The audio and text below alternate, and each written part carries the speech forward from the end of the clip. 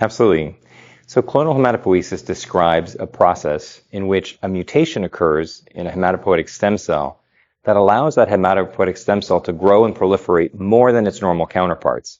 So it can actually reach a substantial fraction of all the blood cells in the blood being derived from a mutant clonal cell. Now, that in and of itself is not a disease, but it is often a precursor to disorders like myelodysplastic syndromes or acute leukemia, which are also driven by the acquisition of mutations in hematopoietic stem cells.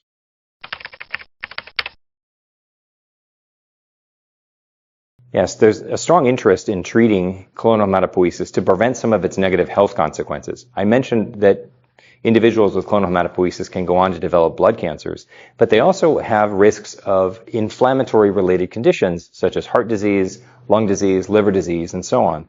So if we have a mechanism for intervening with clonal hematopoiesis, we may be able to mitigate some of these negative health consequences.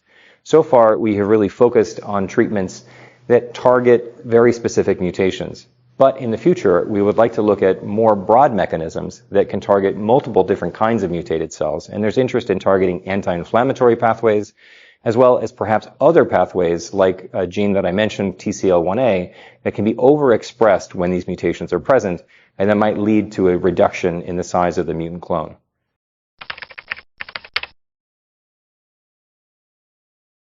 Thank you for that question. There are several challenges that exist when we study clonal hematopoiesis.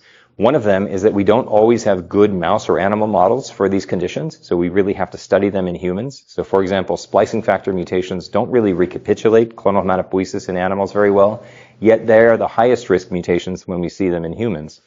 The other challenge is that individuals who have clonal hematopoiesis generally feel well. They don't have an abnormality that would require immediate therapy. So we have to develop therapies that are going to be very well tolerated, that don't have a lot of side effects, and ultimately these clinical trials are going to take a long time because the transition from clonal hematopoiesis to a blood cancer can take many, many years, and often our clinical trials don't have that long to wait. So we will need to develop better techniques for determining how effective drugs are using earlier surrogate endpoints, but that work is just beginning.